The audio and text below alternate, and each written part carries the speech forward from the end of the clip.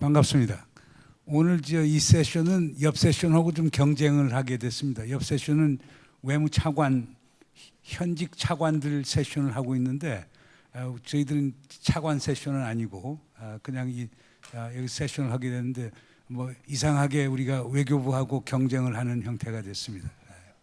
그리고 이 세션에 대한 설명을 드리자면은 이 P3+3라고 하는 개념이 있습니다. 일본의 나가사키에 있는 핵정책 관련 학자들 모임이 있고 여기 우리 하토야마 총리님도 다 관여가 돼 있지만은 동북아에 P3 핵무기를 가진 세 개의 국가, 미국, 중국, 러시아와 핵무기를 갖지 않은 국가, 일본, 한국, 북한 이 6개 국가가 동북아에 소위 뉴클리어 웨펀스 프리 존, 핵무기 없는 동북아 지대를 만들자라고 하는 그 제안을 쭉 해왔습니다.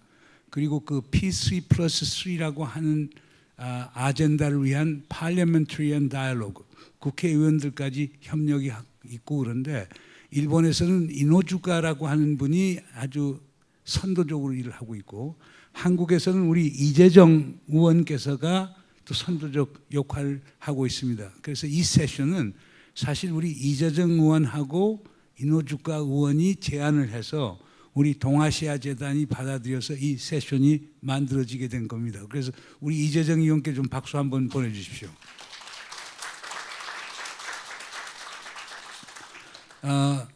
이 세션은 타이틀은 그렇습니다.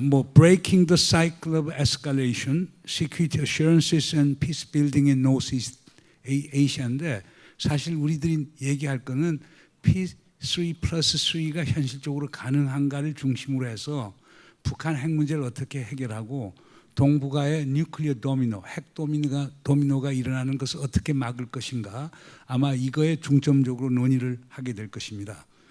아마 오늘 우리 패널리스트처럼 대단한 패널리스트를 모시기가 쉽지가 않습니다. 우리 바로 옆에 있는 고노타로 중의원님, Mr. Konotaro is a member of Japanese Diet. He is 11th term member of Japanese Diet, therefore most prominent political leader in Japan. And also he was defense minister and foreign minister. It's a very rare combination. And also he's one of the most outspoken and articulate, spokesman of Japanese foreign policy. Let us welcome Mr. Konotaro. And also, let me add one more point. We all know Kono Yohei, and Kono Yohei is the famous statement in historical past. And Kono Yohei is his father, but unfortunately he passed away very recently. I would like to express our deepest condolence the passing of Mr. Kono Yohei. And next to Mr. Konotaro is a doctor. He's a doctor. He got a PhD from Yale University. Eliot KANG. Let us give a big applause to Eliot KANG. Eliot KANG used to teach at the university, but he joined the State Department as a political appointee in the beginning. Then he became professional career foreign service officer, and it's very rare for professor turned diplomat to be successful in the State Department. He is very, I would say, one of very rare persons in the State Department. He became Deputy Assistant Secretary of State, and then he became Assistant Secretary of State for Nonproliferation and Arms Control. He's the person who allowed South Korea to extend the range of missiles forever. Unlimited. Therefore, Eliot KANG was helping us a lot. And also, Eliot KANG's father was, our Air Force general and retired, and therefore he has a very special attachment for the ROK Air Force. Since I run air power program at Yonsei University, therefore we pay great thanks to Eliot KANG. Let us give one more applause to Eliot. And also, you all know the Jaejung Lee. She used to be the Democratic fighter. She's third term, right? Third term member of National Assembly from Anyang City. And she served as chairperson of the Committee on Small and Medium-Sized Business. And also, she was, prior to that, she was vice chairman of the Committee on Foreign Affairs and Unification. And there is a rumor that she might become chairperson of the Committee on Foreign Affairs and Unification. Let us wait and see. But anyhow, she has been very frequent in the contributor to Jeju Forum. She has been attending Jeju Forum, I think, for the past 5 years consecutively. Even though she's not from Jeju, she's from Gyeongsang-Bukdo, but she has been very strong supporter and patron of Jeju. Let us give one more applause to her. And we love Europe. Therefore, we invited one person from Europe. And I would say that Ambassador Kent Härstedt is perhaps the most well-known person in the areas of DPRK and its nuclear problem. Kent Härstedt was Swedish government special envoy on the Korean Peninsula, and he played a very important role of bringing American delegate and DPRK delegate Sweden when there was an impasse between Pyongyang and Washington. And he was also the Swedish ambassador to Singapore. And prior to that, he was also a politician too. He was a 5-term member of Parliament. And I think there is a rumor that he may return to politics after September. After 80 days, there will be general election in Sweden. And if his party wins, then he may go back to the government again. Hopefully, minister position. And I hope it's not just a rumor, that I believe it will come true. Okay, wish that one. Let us give big applause to Ambassador Kent Härstedt. Okay, I'm sorry for this long introduction, but they deserve this long introduction. What I will do is this, I will ask you to give about 3 to 5 minute brief views on the nuclear issue on the Korean Peninsula and etc. Afterwards, then I'll be asking questions about 20 to 25 minutes, and after that I'll open to the floor about 20 minutes. Therefore, we'll have our own your presentation and discussion about the 40 to 50 minutes, about 20 to 30 minute discussion with the floor. Okay, now, Mr. Kono, would you start? Thank you. Good afternoon. Thank you very much for inviting me to this Jeju conference. I'm very honored. Well, the situation in East Asia is quite difficult. Until some years ago, when we asked about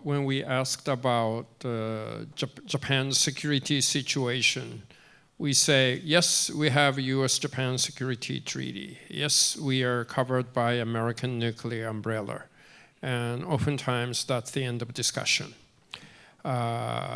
It's no longer that simple. I think everything started changing under President Obama. When China started reclaiming land in South China Sea, well, we believe it's clearly beyond the red line. Obama didn't take any action. So China started out very sheepishly, but then they became more bolder, and then now they have so many land reclaimed in the South China Sea. Obama didn't take any action in Syria when Assad used the chemical weapons. So I think United States sort of start withdrawing from their role of global policeman under President Obama. And then it became quite obvious during the Trump won. When I accompanied Prime Minister Abe to the White House, the President Trump was talking about how expensive it is to fly bombers from Guam to Korean Peninsula. And Abe-san was asking him, how much does it cost? How much does it cost? And I told him, not much. But still, President Trump was canceling a lot of exercise. And then I think during the Trump too, I think he only got the yes man around him. So whatever comes to President Trump's mind, the United States forces would carry out. And I think it's a bit disruptive and could be dangerous situation. In East Asia, yes, China is increasing the number of nuclear warheads. Russia is even threatening to use nuclear weapons in Ukraine. And North Korea, I think they are ready to test a nuclear weapon again anytime. And they have been testing their missiles. So the situation here is much, much worse than during Trump 1.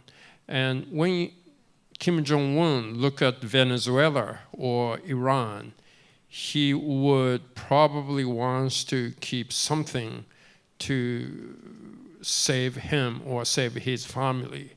So it would be more difficult to negotiate with North Korea about a nuclear disarmament than Iran. And I think all the NPT members should be calling for China, Russia, and the United States to honor the duty of the treaty to bring down the nuclear weapons. But all of them are trying to do a different thing. And then they want everyone else to keep the NPT. It will be a very difficult situation. We have been asked the question about the six-party talk yesterday. I think the environment is much, much different. It'll be very difficult to bring in China, Russia for the talks for nuclear disarmament of North Korea. So not quite sure how we initiate a new round of talks for nuclear issue in Korean Peninsula. I think that's where we are. Let me stop here and pass it on. Okay, with Mr. Kono's very, gloomy projection. Okay, Eliot, now it's your turn to talk from American perspective. Well, first of all, it's absolutely a delight to be here. And Professor Moon, I mean, after decades of your mentorship, I still remember with great fondness. Hello? Can you? Okay. It's a real pleasure to be on stage with you, not to mention the distinguished panelists here. Well, let me, having engaged and specialized in arms control and disarmament issues, not to mention having participated in the six-party talks, at least with regard to dealing with the DPRK, and when I was acting Undersecretary of Arms Control and International Security during early part of President Biden's presidency, I had the honor of authorizing the papers for extending the New START. I have been professionally committed and personally committed to furthering arms control and the cause of nonproliferation. As former Defense Minister and Foreign Minister Kono just expressed, I mean, we're in an entirely different world in terms of level of danger, actually. We are in the midst of a fourth industrial revolution that is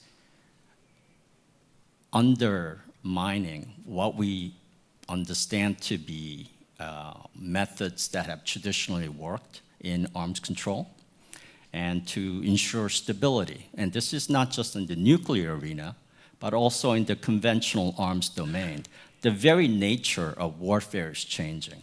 So there are a lot of things in the air. And of course, as Kono-san just mentioned, particularly with regard to the United States, there's a great deal of uncertainty about US policy, deterrence, and its view towards arms control and non-proliferation.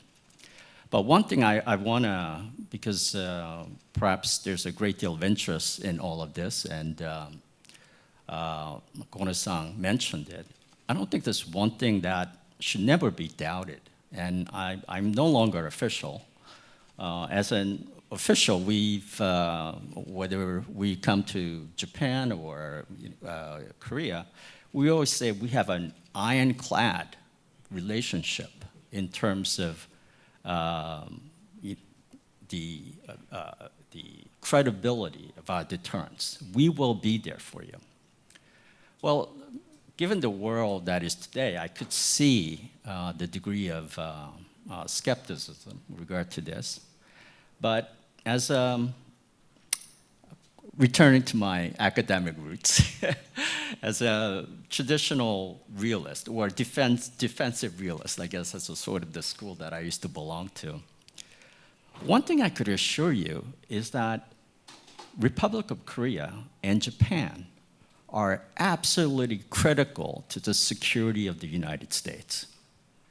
I don't think there could be any doubt that two of most important allies in this region would ever be abandoned, despite the risk about certain points being made, which some of them are quite legitimate with regard to cost-sharing burden. I could certainly see that, right?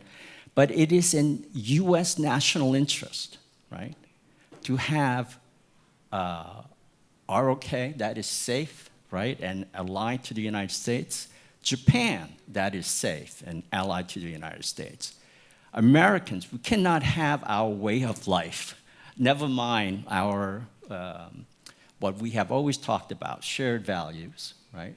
And now, certainly speaking as a Korean American, the deep person-to-person relationship that exists between ROK and the United States, there is very hardcore, rational, realistic reason, whether with regard to security or economic prosperity, why we would want to defend and stand side by side with the ROK and Japan. So now I see this again as a private citizen, right? No longer just simply repeating governmental talking points. So I just want everybody to be assured of that. So I'll stop there. Thank you. Now, 우리 이재정 의원님, 한글로 하셔도 좋습니다. 영어로 하시면 더 좋고, 아니면 한글로 하셔도 좀 더 통역이 한국어로 되니까. 하겠습니다. 오케이. 네, 뭐 발제를 하신 건 아니지만 직전에 말씀하셨던 엘리엇 강 선생님께서는 한국은 안심을 해도 된다라는 작은 희망을 주시려고 한 것 같지만 우리가 냉전 체제에서의 한국이었다면은 그 말씀이 희망이 될 수 있겠습니다만은 세계 국제 질서는 이미 굉장히 복잡 다단해졌고 오늘 같을 수 없을 정도로 정말 해석하기 어려운 형태가 되었습니다. 이 상황에서 그 어느 때보다 다자적 채널들이 다 무너지고 있는 상황에서 한반도는 그때나 지금이나 이 동북아와 한반도는 화약고입니다. 그럼에도 불구하고 우리는 유럽과 같은 이런 집단 안보 회의 체제가 협력 체제가 없는 상황이고요. 북핵 위기가 있을 때마다 대화의 틀이 만들어졌다가 위기가 좀 나아졌다 치면은 그 대화의 틀은 깨집니다. 중단됩니다. 그런 채로 또다시 다시 없을 위기를 맞고 있다는 점이죠. 의회의 노력으로 이 P3+3가 시작된 것은 단순히 핵을 다루기 위한 것만이 아닌 것 같습니다. 이 영내의 긴장들, 전 세계 다자체가 무너지고 있는 상황에서 우리 동북아의 이런 긴장 상황들, 복잡 다단한 이유로 더욱더 긴장되는 이 구조를 어떻게 해결할 수 있을 것인가는 결국은 다자적 노력이 필요하고 그 가운데서 가장 민주적 정당성을 부여받은 국회 이 국회는 아무래도 정부 간 대화에 비해서는 배리어가 적죠. 그래서 우리가 먼저 나서서 이 다자적 플랫폼을 만든다는 데서도 의미를 찾을 수 있을 것 같습니다. 아주 어려울 때는 최소한의 공감대부터 이제 인식부터 출발하면 되는데 우리가 공통으로 인식하는 위험의 정확한 현실을 직시하는 것 그리고 그것을 바탕으로 해서 실현 가능한 신뢰를 구축해서 합의를 쌓아나가는 것 그것이 다시 되돌려질 수 없는 국가 간의 합의로 이어내는 유일한 방법이 바로 제도화시키고 법제화시키는 것인데 그것이 바로 또 의회의 권한입니다. 그래서 저는 P3+3에 대한 고민을 의원들이 시작하게 된 데는 단순히 어떤 목표치를 뉴클리어 프리존으로 동북아를 만들겠다는 그 이상의 저는 의미가 있다고 생각합니다. 미중 갈등 그리고 유크레인 전쟁 그리고 아주 많이 떨어져 있다고 생각했던 우리 그 이스라엘 중동의 긴장 상황들이 결국 우리 국민의 오늘날의 삶을 흔들고 있는 과정에서 대한민국은 그 어느 때보다 국민적 동의를 얻을 수 있는 때라고 생각합니다. 그래서 나설 수 있는 가장 자유로운 주체가 바로 의회가 아닐까라고 생각하고요. 배리어가 낮을수록 다만 대화는 더더욱 구체적이어야 하고 실현 가능해야 된다는 생각입니다. 그래서 국회의원들이 지금 아직은 뭐 여러 나라가 결합해서 많은 얘기를 하진 못했지만 북한은 또 조인할 수 없는 어려운 위치기도 하고 러시아도 전쟁의 주체로서 대화 테이블에 나올 상황은 못 되지만 일단 우리 일본과 한국의 국회의원들이 낮은 수준에서나마 고민들을 시작하고 있는 단계고요. 그것은 다시 한번 말씀드리지만 궁극적으로는 P3+3라는 어떤 형태의 뉴클리어 프리존을 향한 우리 나름의 평화 체제를 위한 것이지만 지금 현재의 위기에서는 시작 가능한 우리의 플랫폼을 만드는 것이었다고 정리하면서 다시 말씀 보태겠습니다. 감사합니다. Kent? Hello. Thank you very much. Thank you, Professor Moon. I was thinking a little bit about what kind of approach I will take for this starting point. I can tell you a few things about myself. I did my first trip to North Korea more than 30 years ago. And during these 30 years, I've continued to travel there and also continue to have a good dialogue with them even today. So that might differ me a little bit from the panel here, because as we heard, there's a lot of channels that has been cut off, and North Korea have chosen to take a totally different approach. As been mentioned by Professor Moon, I was deeply involved during the Trump 1 period of time, starting from 2017. And of course, 3 days ago I was in Copenhagen and happened to have a dinner with the then Deputy Secretary of State, Steve Biegun, and we talked a little bit about that period of time and reflected back. Some think and talk about that momentum that was there actually ended in Hanoi or in Panmunjom or in Stockholm in October that year. But we are on the same position. We think that if we also remember the statement by Kim Jong-un in December that year, but we still, both me and Secretary Biegun, we are of the same thought that we would have continued in the next year if not the pandemic would have come. So for us, this was very, very unfortunate, of all kind of reasons, of course, but also here on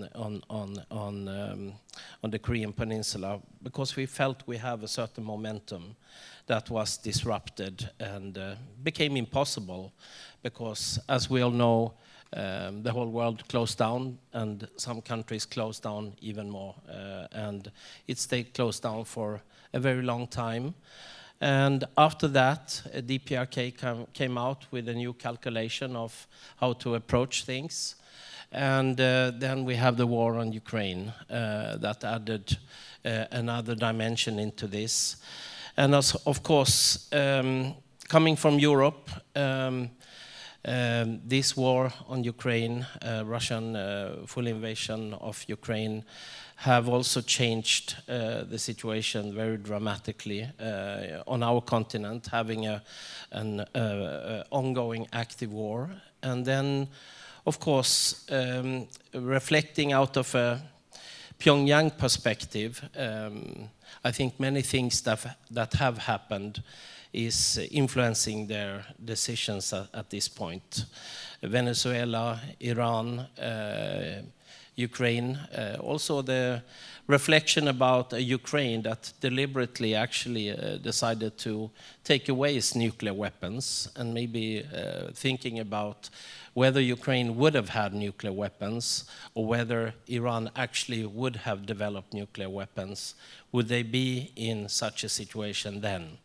So of course, this doesn't make our case so simple when we try to work for denuclearification. My point is very clear. I'm against nuclear weapons, so that has been the standpoint of the Swedish engagement. That's why we went active 2017, and I became appointed special envoy. That was to be contributing to this journey. But I'm just trying to describe the complexity of things, and also maybe reflect a little bit from one of the parties that is not here in the room at this point. So I think when we today try to get back on a journey of engagement, I think there is things that maybe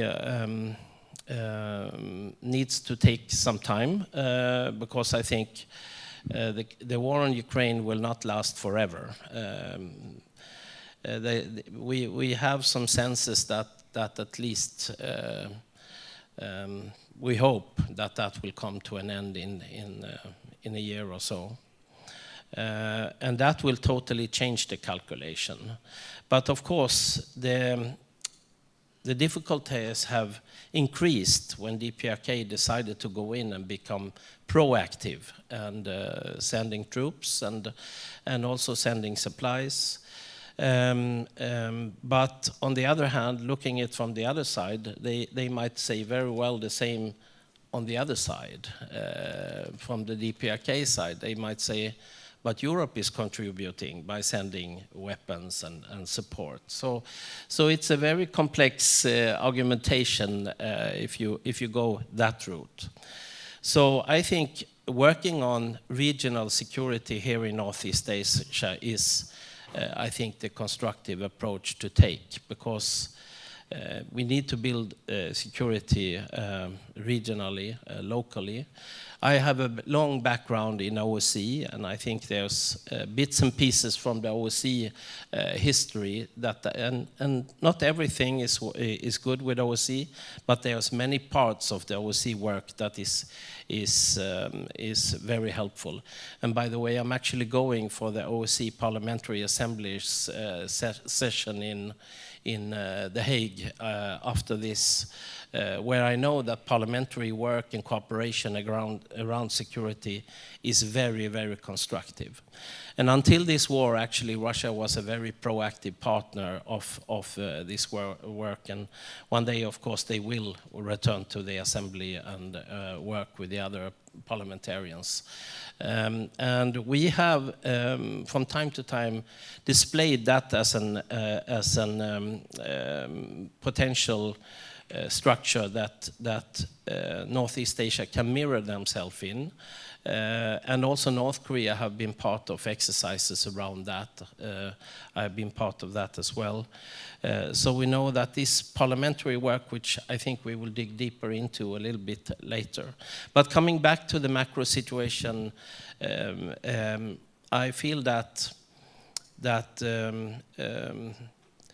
the war on Ukraine is definitely harming the situation here for making progress. And that's why it's so important that that war comes to an end, because I think that will release potential, and it will also give opportunities for a more broader cooperation, which we will need to return to, because it will be difficult as long as the war continues and not having Russia in the room, because making the calculation for security in this corner of the world deserves all major parties at the table.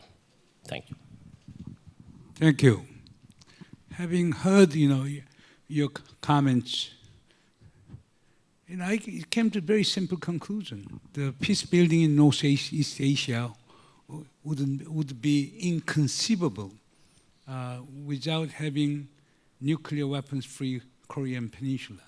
Therefore, I would say that the Taiwan issue is a big issue, South China issue is a big issue, but I personally think that the Korean Peninsula issue can be a real big issue. Then in order to have a peace on the Korean Peninsula, it is quite natural for us to have nuclear-free North Korea. Okay? Now, there are three contending views on nuclear-free North Korea. One approach, traditional approach, denuclearization first. If North Korea is willing to go for denuclearization, we can have a meaningful dialogue and negotiation. First school. Second school, let us pursue denuclearization and peace building simultaneously. Let us link peace building on the Korean Peninsula to denuclearization process. Moon Jae-in government used to, propose and support that view, and Chinese government has been advocating that kind of linkage strategy. Third approach is now North Korea has nuclear weapons, and North Korea has been repeatedly saying that we are not going to give up nuclear weapons. Now, North Korea's nuclear weapons status is codified in our constitution, therefore, no way. That being the case, then, for example, President Lee Jae-myung of South Korea proposed that we cannot deny that reality, therefore, let us start with freeze, okay, and reduction, the freeze of North Korean nuclear activities, and then reduction of North Korea's nuclear and missile arsenals. As for denuclearization or nuclear-free Korean Peninsula, we set it as a long-term goal, okay? But of course, within South Korea, and particularly Japanese government has been extremely critical of that approach too. Of those three approaches, what did you take? Mr. Kono, which approach do you think that it is more feasible and doable? Well, thank you. I think the first one and the second one, I think it's just a matter of timing. So I think that's what we prefer. We at least kept the nuclear stability under the umbrella of NPT. So it'll be very difficult to say, yes, North Korea is recognized as a nuclear country. I don't think that is a reasonable approach to take. But I think US, Korea, Japan, we can put the pressure on North Korea, but the pressure can easily eased by assistance coming from Russia and China. So we need to create some kind of six-party talk-like mechanism to make any progress with North Korea. I think President Trump, during the Trump won, out of the blue, he said he's going to talk to North Korea. And we thought he might have something up in his sleeve. He didn't. And it seems to us that he's lost much interest about dealing with North Korea. So I think we need to wait for the new US administration who can think more strategically and who's willing to coordinate among the allies, or who could actually try to coordinate with Russia and China. So I think at this moment, I don't think it's a good idea to try to speed up some kind of process dealing with North Korea. Eliot, do you agree with Mr. Connor's argument? And for example, in the United States, if you analyze President Trump's remarks and Pete Hegseth's remarks, they apparently, I got an impression that they are really treating North Korea as a de facto nuclear weapon state. On the other hand, the State Department you used to work for is very, strong on that issue, denuclearization. What is your interpretation of American policy, and what is your view on Mr. Connor's, approach? The fact of the matter, at least when you look at U.S. pronouncement, for example, the most recent NPT review conference and such, our policy has not changed.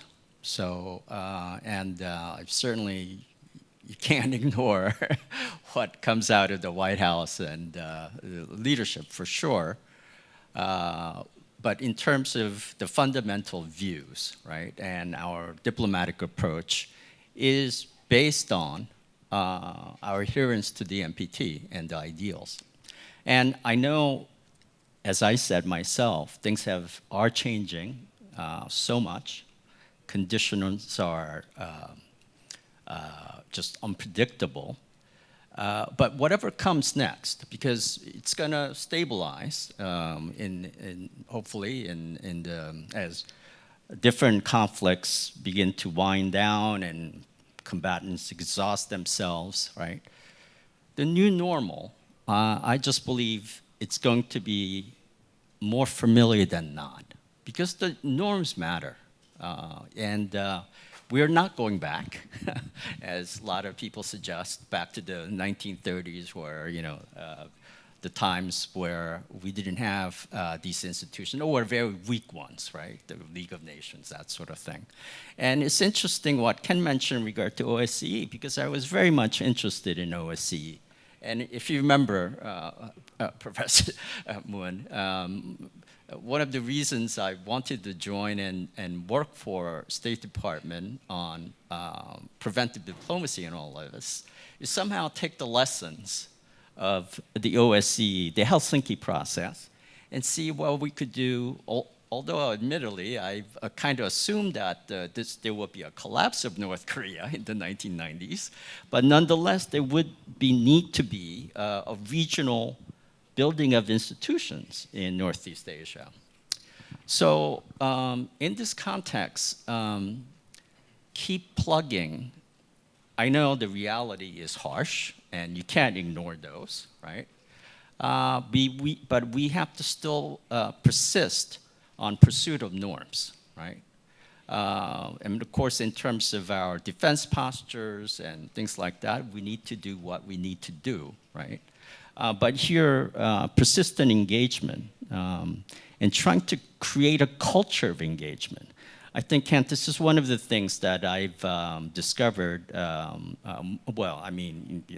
Obviously, as a practicing diplomat versus being a former academic, the strategic culture, the diplomatic culture is different here. So there's a whole new learning process. I mean, with regard to Russia, right? Russia was always part of the European system. It was part of Westphalia. In terms of the officer corps, right? The whole ethos going back, there's a way of interacting with other military, right? At certain, whether it's officer level, as a matter of, among nobles, right?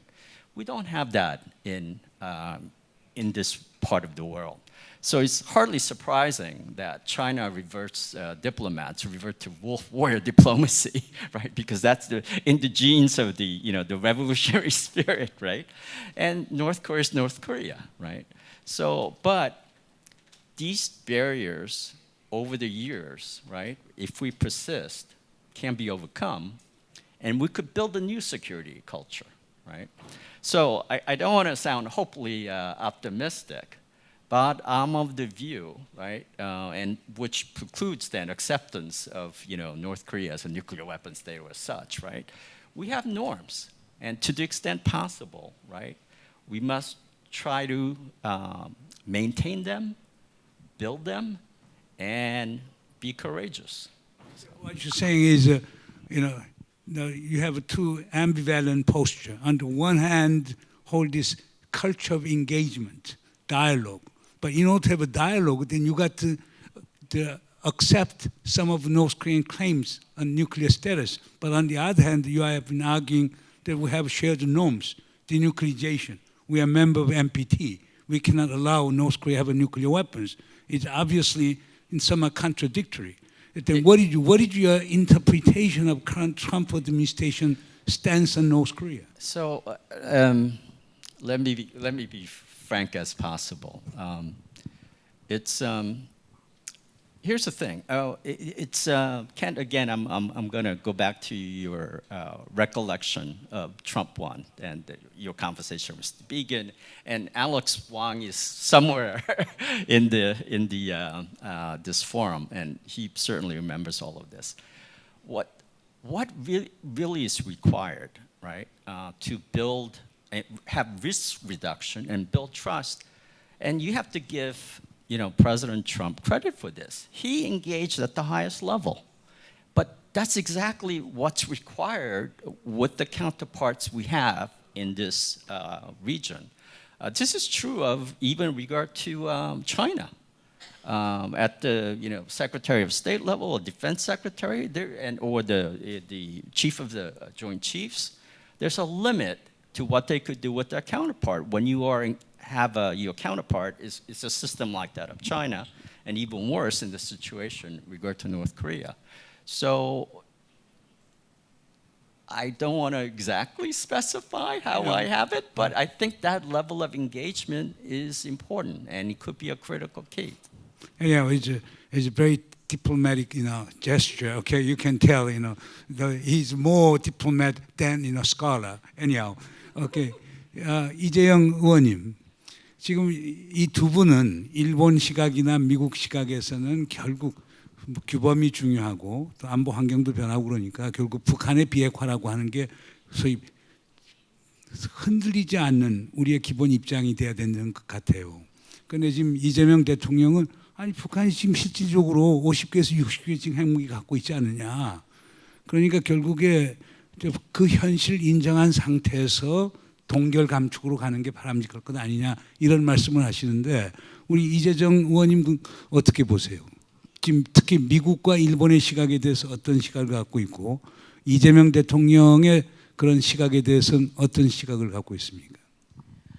네, 저도 다들 하노이의 추억으로 돌아가시니까 저도 잠시 하노이 때로 돌아가 보면 수많은 사람들이 논쟁을 했었어요. 빅 딜, 스몰 딜로 논쟁을 했었고 점진적 해법이라는 말에 반대하며 막아 나서면서 CVID를 처음부터 기치를 걸고 나오시는 분들이 있었는데 북한 핵이 고도화되고 핵무력이 지금 법제화된 이 상황에서 되돌아놓고 보면 해결을 위해서는 어쩔 수 없이 빅딜이라는 것은 환상에 불과하다라는 것이 더 자명해졌고 이 상황에서 되리켜보니 그때조차도 자명해졌고 그리고 이재명 대통령의 말씀 자체가 이게 뭐 해석하기 나름이지만 어느 하나의 이제 정적인 상태를 그 단어 자체를 너무 고정해서 보지 마셨으면 하는 게 결국은 현실을 인정한다는 것이 북한이 핵 국가 핵 보유국으로 이제 armed든 powered든 어쨌든 어떤 방식으로든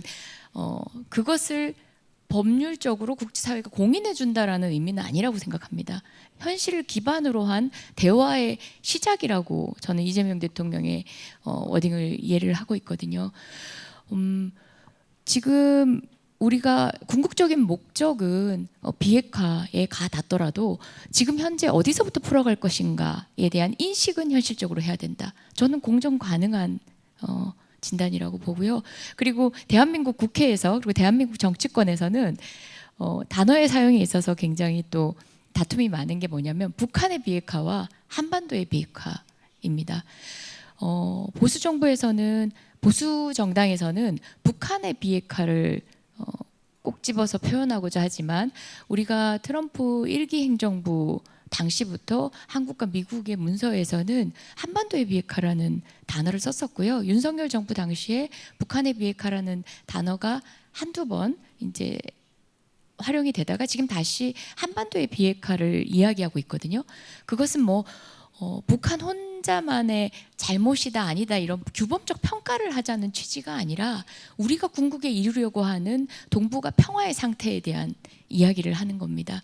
그래서 저는 단어를 중심으로 그 형이상학적 논의를 이끌어가는 것들이 아니라 어디에서부터 출발하고 누가 할 것인지에 대한 논의가 바로 P3+3에 대한 논의가 아닐까 생각합니다. 네.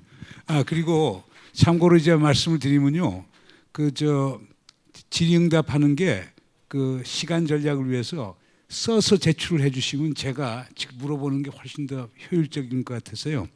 I won't have any open discussion session. Therefore, please write your questions or comments, and I will deliver them. In that way, we can save some more time. Okay, please. 그러니까 저 진행 요원들은 여기 이분들 쓰신 코멘트나 질문을 좀 더 픽업을 해주세요. Okay, Kent. Now, people are talking about, for example, the Carnegie Group, Ankit Panda and Frank okay, and even they are talking about staple coexistence. Let us, realize that North Korea has nuclear weapons. Let us try to find ways for stable coexistence between the North and the South, between the US and North Korea. Even Victor Cha, who used to be a champion of CBID, complete, verifiable, irreversible, dismantling. Now he's even saying that the North Korea has nuclear weapons. Let us have a nuclear arms control talk and nuclear reduction talks and etc. Let us aim at cold peace. Okay, Boutros Ghali, coined the term cold peace, and recently Michael Doyle wrote the book called Cold Peace. Okay, cold peace and stable coexistence is very similar. And our unification minister Chung Dong-yong has been arguing that yes, even if North Korea has nuclear weapons, in the transitional process, we can have a peaceful coexistence with a nuclear North Korea. That is my interpretation. He may have a different argument. What is your take on all those, rather what they call the realistic, but the somewhat pessimistic from the view of, Mr. Gono and Eliot? What is your take on it? And also, I hope you can add one more element, since you know North Koreans so well. What is their intention? Thank you so much. It feels like we're going from principle to realism in this corner here. And I would say that to have denuclearization as a starter with North Korea, it's not. It's not a starter. They will not come to any such occasion and involve in anything like that. I think it needs to start with building trust and build it on common interest. From there, a journey can start, not from any wishful thinking. It's easy for me to say, I live far away from here. You live in a security environment where this is reality and a deep concern. Missile will be tested around your countries, whether it's South Korea or whether it's Japan, and concern is there at all times. But I'm building it also upon my experience. While Eliot rightly said this was brave of President Trump, it was also brave on the other side. It was a brave move by Kim Jong-un to go in this direction during that period of time. And I saw how the North Korean society changed during this period of time. Every visit I made, they changed the narrative in the society, and they took down all these posters of aggressive display vis-a-vis the United States, etc., etc. So it was really a big move also on DPRK side.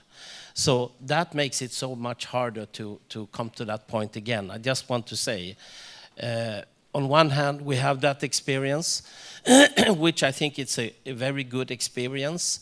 The summit season, where all the summits with the president of China, US, Russia, Korea, South Korea, etc. All of that is an investment for the long term. I think that is into the institutional memory. So I'm definitely of the more realistic view. We have to build trust from a very low level from a high level of distrust and build it from there. Absolutely. So I don't think we should have some wishful thinking that we can start with the high ambitions in such conversations. But I also think that even at this point, there is work to be done, and I'm very encouraged by you as an MP with these visions, because there is a lot to do. And I think China is also a key country here. They actually can do a lot of things, and I am also actively interacting with China, and when I am in China, and I feel that they are interested in working on different. Exactly where it will land, I don't know, but it feels like they are ready to take a greater responsibility of regional security. Thank you. Kent, you are endorsing the idea of a P3+3. I don't know if I'm in. But you give an impression that you support that idea. Yeah, I mean, in general, I believe in ideas working on regional security here. Exact the format that it will land in later. I have by myself tried to work on promoting a mirrorship in the OSCE organization, and then take the bits and pieces that work for here and formulate something that is based upon the needs in this corner of the world. Now, but the problem is this: P3 means what? US, China, Russia. +3. 3 means no South Korea, Japan. Yeah. Now North Korea claims it has a nuclear weapons. That it should be P3 plus P1 plus 2. Yeah. There's a lot of letters and a lot of numbers, but But can we accept it? You know, therefore, in other words, or someone suggested, how about P4? U.S., China, Russia, North Korea, and Korea, South Korea, Japan, and Mongolia. That kind of formula. But problem is this: particularly United States would never accept North Korea as a P1 because North Korea is not part of NPT, and we all follow NPT norms. Therefore, only P5 are recognized as the nuclear weapon state. How we can solve the problem? Maybe Eliot, you might have some ideas on that one. I just want to say, I see myself in this kind of work, a factory worker. And I see how complicated it is to assemble certain things. So that's why it's not so easy to exactly say, talk about these big visions, because if not, the trust is there on the lowest level to move it to this level. There's a lot of stages before that, and during that journey, it might become something different. That is what I'm saying, that now we are on a level of no contact. And this is where we are starting. And it's been there for several years. I actually have a picture of the last time I was in the room when the US and North Korea met officially. And that's now soon 7 years ago.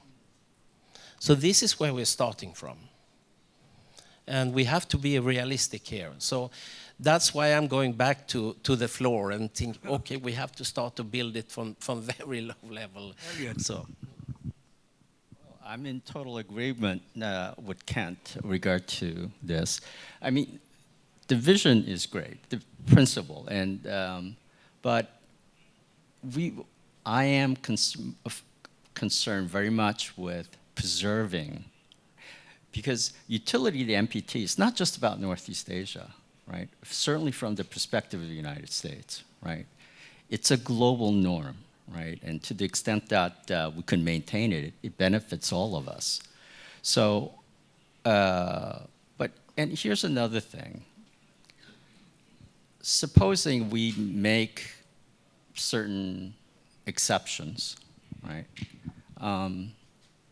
It's a slippery slope, and particularly when, in terms of the popular views and such, I mean, you can't just simply dismiss high levels of support among South Korean public for possession of nuclear weapons. And it's even impacting Japan to an extent that you have some discussions about this that I certainly was not exposed to 10, 20 years ago. So you were talking about adding, North Korea in the context of that's the reality of the weapon possession. Well, what if it's P6, right? So this is a slippery slope. So I am absolutely for doing what's practical. I mean, try to deal with what is international norm or ideals that we're seeking, but try to build practical confidence building and have risk reduction. How can you build confidence building? Well, that's the thing. I mean, there are applications that of norms and history of these things that we could apply from Europe. But as Kent is reminding us, and which I clearly acknowledged, in the case of Northeast Asia, you have to engage at the highest level. Oh yeah, highest level. Right. But Kono-san, if President Trump, on his way to Shenzhen APEC summit in November, okay, he may, contact North Korean leader Kim Jong-un. They have a summit meeting, and in return for just freezing of nuclear activities, if President Trump come up with the idea of a full diplomatic normalization, and also lifting of secondary boycott, banking and financial sanction on North Korea, would Japanese government will say okay, or will oppose it, that kind of deal? Well, if it's well coordinated and if President Trump have some strategy behind it, then we may be able to discuss with Washington beforehand. But I don't think Washington or President Trump or White House has any strategy. It's something that comes to his mind in the morning and he tweet or whatever, and then the yes men have to say, yes, President. So it's a very dangerous and disruptive situation. I mean, looking at all those tariff issues, we should have sit down, coordinate the strategy vis-a-vis China's excess capacity. But he was simply shooting allies from behind. Iran, he had no strategy. He suddenly started, going into Iran, abducting Venezuelan president. So I don't think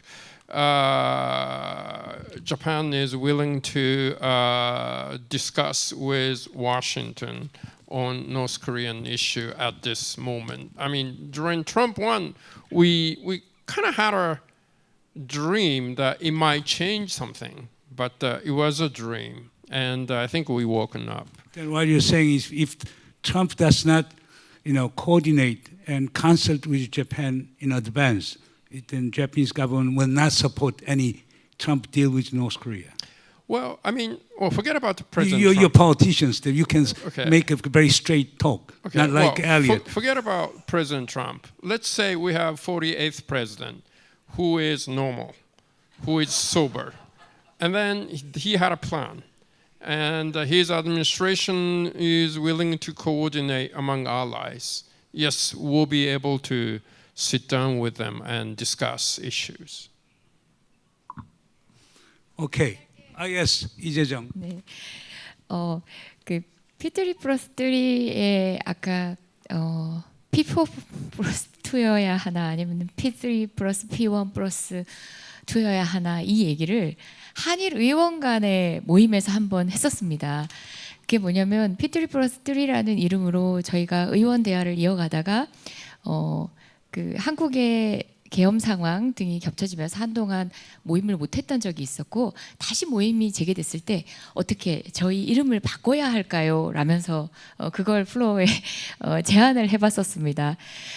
우리의 공동된 탐의는 궁극으로 지금 북한의 핵보유 상황을 공인해 준다라든지 그런 방식의 접근은 위험하다. 그러니까 지금 핵 없는 비핵지대화에 대한 논의를 위한 궁극의 목표에는 북한도 대상이 되는 것이고 지금 현재 그것을 해결하기 위해서 다양한 현실을 인정하게 되더라도 그것을 단어로 규정하는 것은 위험하다라고 얘기했고요.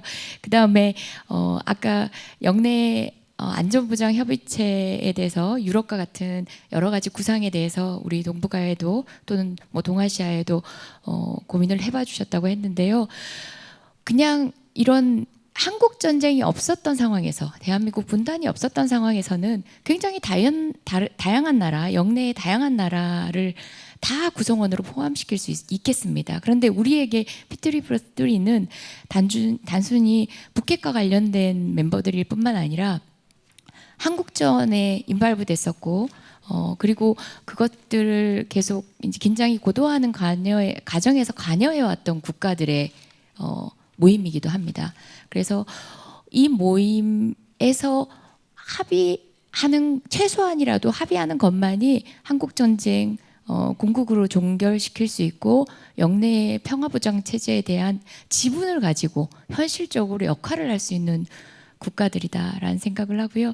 조금 전에 이제 트럼프 대통령에 대한 이야기를 하셨고 이제 차기 대통령에 대한 언급도 하셨는데 분명히 트럼프 대통령이 탑다운 방식으로 김정은과 했던 여러 가지 대화들은 멋진 모멘텀이 되었고 그것을 동력으로 해서 대화가 이어져 나가고 비록 불발에 그쳤지만 저는 그것들이 만들어낸 것들이 있다고 생각합니다.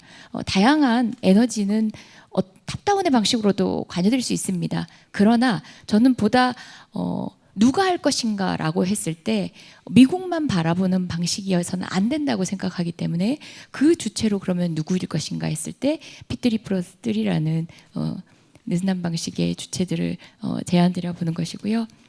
그리고 우려되는 바는 얼마 전에 미 의회에서 이제 물론 저도 적극적으로 동의는 합니다만은 캠프 데이비드를 이어가는 한미일 의원 대화에 관련해서 법제화가 됐습니다. 한미일 의회에는 한미일 의원 대화가 수십 년간 있어 왔습니다. 대한민국도 이제 관여해서 한 지도 벌써 십수년이 흘렀는데요. 저도 멤버로서 참여를 하는데 굉장히 허심탄회한 이야기를 합니다. 언론도 없고 통역도 없이 허심탄회한 이야기를 하는 의원들의 대화 모임이 있는데 이번에 법제화된 내용들은 조금은 우려스러운 방식입니다. 형식도 굉장히 모호했고요. 국무부가 의원의 대화를 조직하는 어떤 사무국이 되는 느낌이고 이게 사무국에 국한된 것인가 아니면 의원 대화를 리드하는 것이 정부가 되고 있더라는 거죠.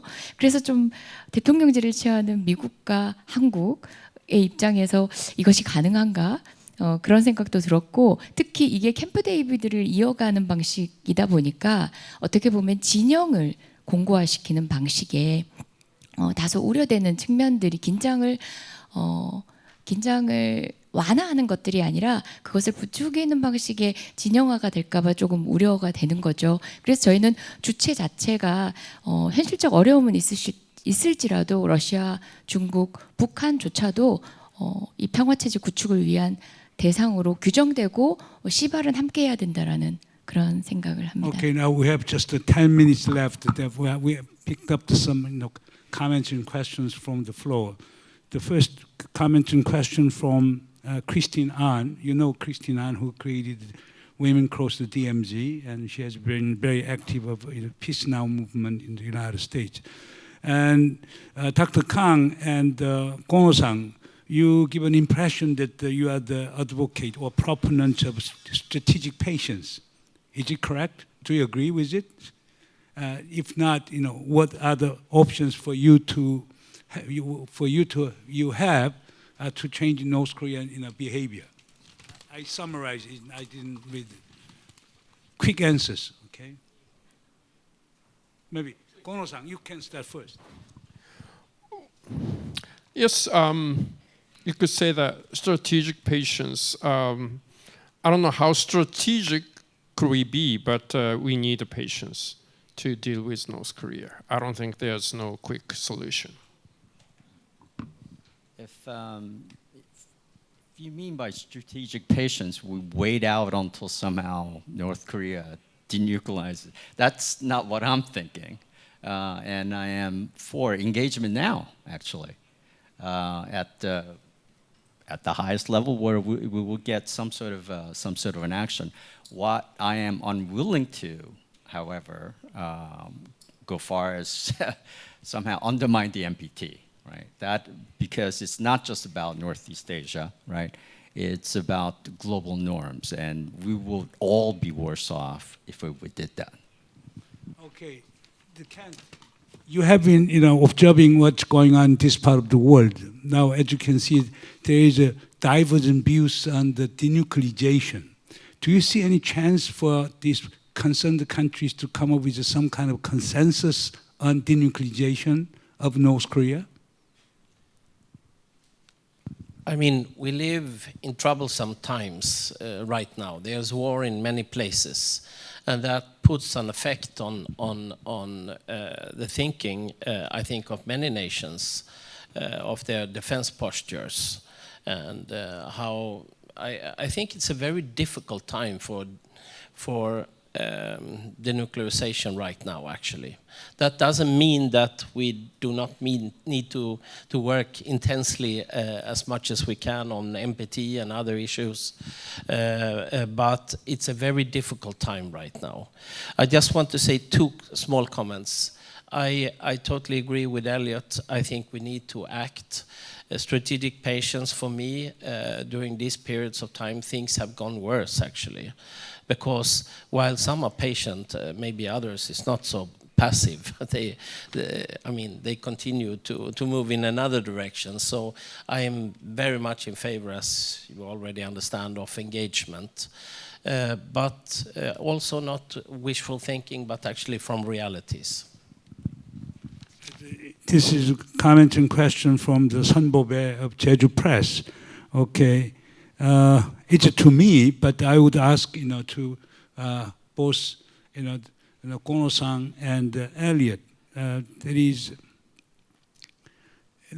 the security dilemma in Northeast Asia is a problem of trust, lack of trust, and lack of assurance. Okay, and is there still room for increasing trust and assurance amongst parties concerned? Or there's no way out? That is my interpretation, a translation of the question and comments. Therefore, trust and assurance. Kono-san and Eliot. Well, the problem of Northeast Asia, the problem number one, the trust from Japan and Korea towards US is going down. And I think we somehow need to take care of this issue. And one of the core reasons is the President Trump may make unilateral deal with China and try to create different relationship between Washington and Beijing, and Seoul and Tokyo simply left out. So the trust and assurance in Northeast Asia at this moment could work opposite way. And that is something we really need to take care. If the assurance among three countries increase, then it'll be easier to create a mutual trust between Washington and Beijing. That's where we should be heading for. But at this moment, it's a little awkward situation, and I think that's the problem. Well, trust, lack of trust, this is just normal, everyday condition. We in Washington, I'll just pick on the French. You know, lots of issue. We have no trust with regard to the French, but we are always in contact, right? And there are multiple points of contact, right? It's not just about governments. It's society, right? It's our culture is deeply. It's one culture, right?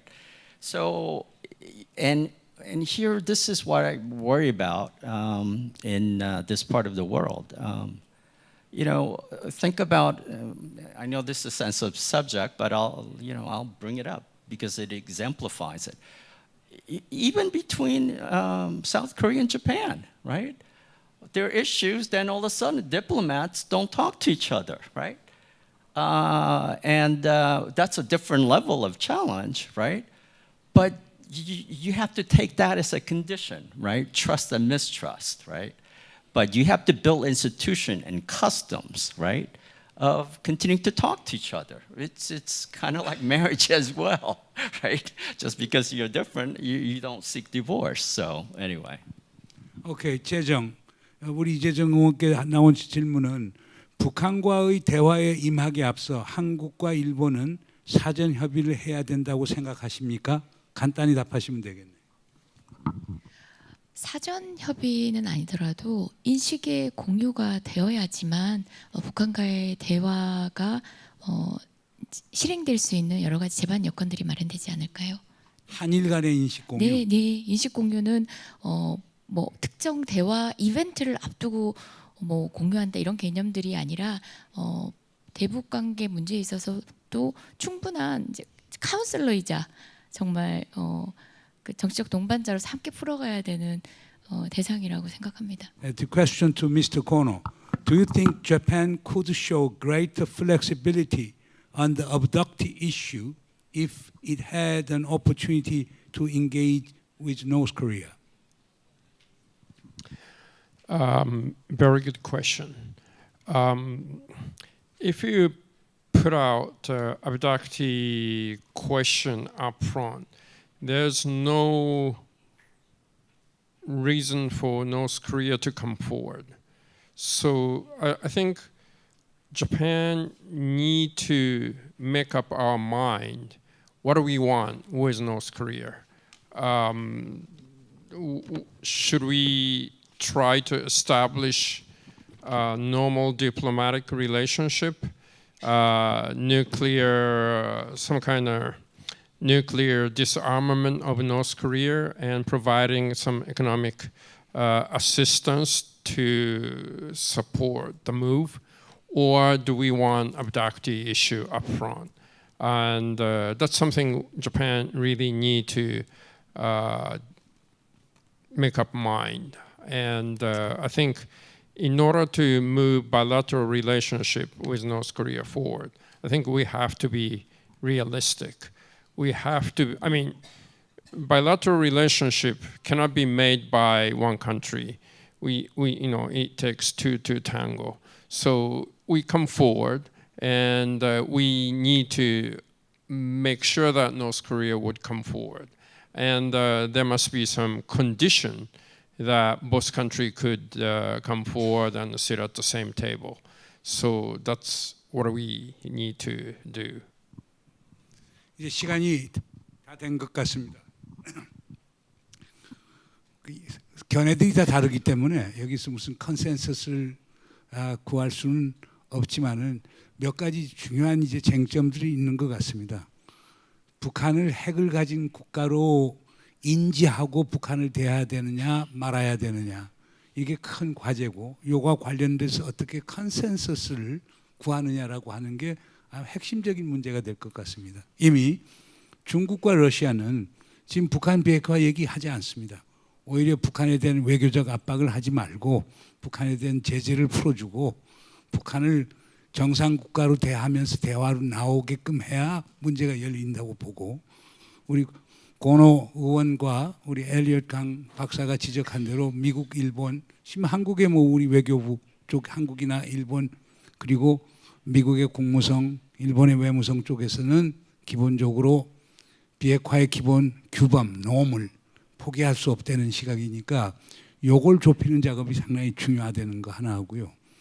두 번째 오늘 얘기를 들어보니까 미국하고 북한 그러니까 트럼프하고 김정은 위원장 사이에 대화가 이루어진다고 일이 다 풀리는 건 아닌 것 같습니다. 결국 이거는 동북아 지역적 차원에서 접근이 필요한 거고 그래서 한미일 3국 공조도 중요하지만 중국과 러시아를 어떻게 하면 끼어들느냐 그러면서 북한도 그 안에 포함을 시켜서 육자 협의체 같은 것을 만드는 작업도 상당히 필요할 거라고 하는 생각이 들고요. 그 다음에 여기 지금 아까 질문을 못했습니다만 카멘트 하신 분 중에 하나가 결국에 대중과 대중 사이의 협의 같은 게 필요하고 의원과 의원 사이의 외교도 필요하다. 그러니까 정부는 협의에 나가는데 정부 협의에 못지않게 결국 NGO들의 협의 체제 같은 게 상당히 중요한 것 아니냐. 그런 것들이 소위 국민적 차원에 있어서 컨센서스를 마련하는 상당히 중요한 기제가 될 것이다. 그러니까 그런 점에서 이 세션을 처음 제안한 P3+3 그러니까 한일 의원들의 모임인데 이게 그 P3+3 포뮬라를 위한 한일 의원 Parliamentary 협력 체계예요. 그래서 이걸 조금 확장시켜 나갈 필요가 있지 않느냐. 그리고 사실상 에드워드 마키 상원의원도 사실 여기에 포함이 돼야 되는 분들인데 원래 우리가 이 구상은 에드워드 마키, 우리 고노타로 의원, 그다음 한국의 이재정 의원 이렇게 그 패널을 만들려고 하는데 에드워드 마키 상원의원이 스케줄이 맞지 않아서 참여를 못했습니다. 그래서 앞으로는 뭐 우리 엘리엇 강 박사님도 잘 아시겠지만 에드워드 마키 상원의원의 영향력이 상당히 있는 분이고 그래서 앞으로는 이걸 확장시켜서 중국과 러시아가 어려우면은 한미일 3국 국회의원들이 참여를 하고 그 다음에 우리 켄트 해슈타트 대사님께서 중국하고 네트워크가 좋으니까 중국 전인대 의원들도 좀 참여를 시키고 러시아는 조금 어려울 거예요. 두마에서 참여시키기는 좀 어렵고 유럽에서 원치 않을 테니까 여기에 EU 의원들도 좀 참여를 시켜서 그래서 국회의원들 사이의 협의체가 좀 마련되는 게 바람직한 것 아니냐. 그리고 특히 내년도 제주 포럼에서는 이렇게 국회의원들 대표들 불러서 또 다자 협의체를 만드는 것도 한 좋은 생각일 것 같습니다. 아무튼 오늘 아주 우리 네 분의 패널리스트들이 상당히 아주 참신하고 또 솔직한 의견을 주신 것 같습니다. 박수로 크게 환영해 주십시오.